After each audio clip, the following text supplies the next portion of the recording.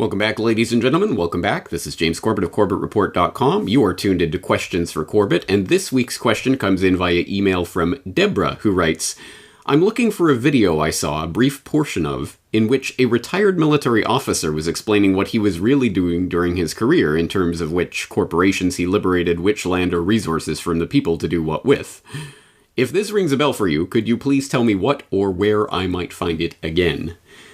Okay, thank you for the question, Deborah, and without any other information to go on, I am 99.9% certain that you are referring to some form of probably reenactment of one of Major General Smedley Butler's famous speeches that he was giving in the 1930s, generally under the title, War is a Racket, and hopefully the name Major General Smedley Butler will ring a bell for you, if not directly from history, at least you will remember that, of course, I did refer to Major General Butler in the World War I conspiracy.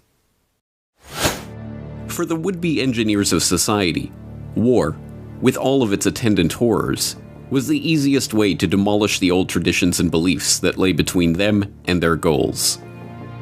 This was recognized early on by Cecil Rhodes and his original clique of co-conspirators.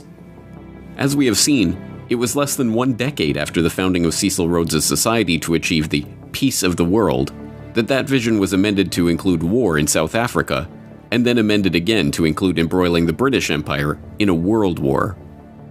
Many others became willing participants in that conspiracy because they too could profit from the destruction and the bloodshed. And the easiest way to understand this idea is at its most literal level: profit. War is a racket. It always has been. It is possibly the oldest, easily the most profitable, surely the most vicious. It is the only one international in scope. It is the only one in which the profits are reckoned in dollars and the losses in lives. A racket is best described, I believe, as something that is not what it seems to be to the majority of the people. Only a small inside group knows what it is about. It is conducted for the benefit of the very few at the expense of the very many. Out of war, a few people make huge fortunes. In the World War, a mere handful garnered the profits of the conflict. At least 21,000 new millionaires and billionaires were made in the United States during the World War. That many admitted their huge blood gains on their income tax returns. How many other war millionaires falsified their tax returns? No one knows.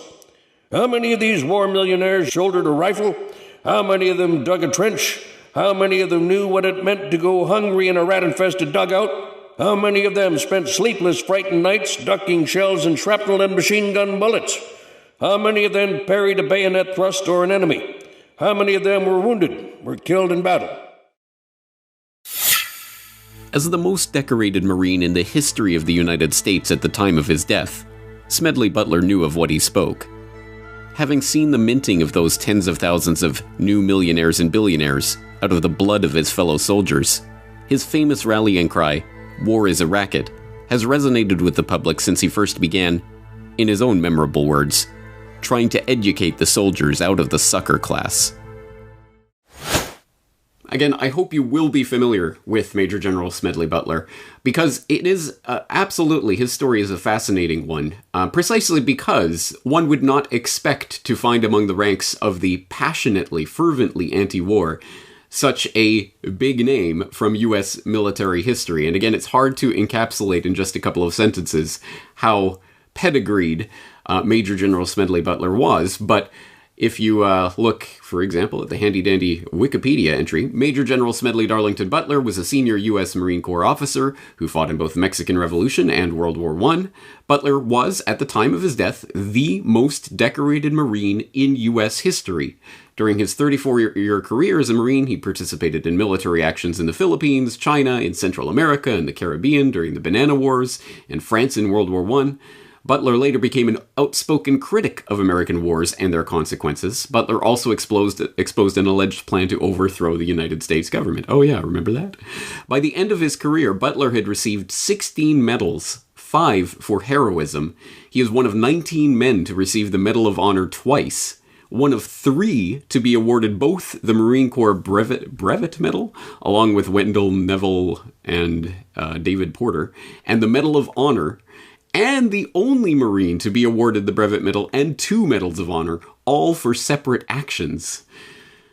So again, this is not just any wild-eyed, crazy, commie, hippie, anti-war person. No, this is one of the most decorated Marines in history, and who took a very strong and very informed anti-war stance. And as I say, he was going around in the 1930s delivering his famous speech, "The War is a Racket," which is available in a printed edition. It has been published, so there is that edition of that speech, but he did give variations of it throughout the 1930s. And as far as I know, I don't think there is any actual newsreel footage of him delivering the speech itself. There is newsreel footage of Smedley Butler, including talking about the business plot, the plot to overthrow the U.S. government back in the 1930s. All of that type of information is contained in the podcast episode that I did on Smedley Butler, episode 123 of the Corbett Report podcast. So please go and refamiliarize yourself with that. But I think perhaps one of the most important passages, and one that sticks in a lot of people's minds when it comes to Smedley Butler, and probably the one you're referring to in your email specifically, Deborah, is actually not from that printed edition of the War is a Racket speech, but it is remarks attributed to Smedley Butler with the year 1933 attached. I'm not sure. This is all online in various forms and in different places, so I'm going to provide a link to one of these, but it apparently at some point in 1933 he did say the following: "I spent 33 years and 4 months in active military service as a member of this country's most agile military force, the Marine Corps. I served in all commissioned ranks from second lieutenant to major general, and during that period I spent most of my time being a high-class muscle man for big business, for Wall Street and for the bankers. In short, I was a racketeer, a gangster for capitalism. I suspected I was just part of a racket at the time. Now I am sure of it. Like all the members of the military profession, I never had a thought of my own until I left the service. My mental faculties remained in suspended animation while I obeyed the orders of higher-ups. This is typical with everyone in the military service. I helped make Mexico, especially Tampico, safe for American oil interests in 1914. I helped make Haiti and Cuba a decent place for the National Citibank boys to collect revenues in. I helped in the raping of half a dozen Central American republics for the benefits of Wall Street. The record of racketeering is long. I helped purify Nicaragua for the international banking house of Brown Brothers in 1909 to 1912. I brought light to the Dominican Republic for American sugar interests in 1916. In China, I helped to see to it that Standard Oil went its way unmolested.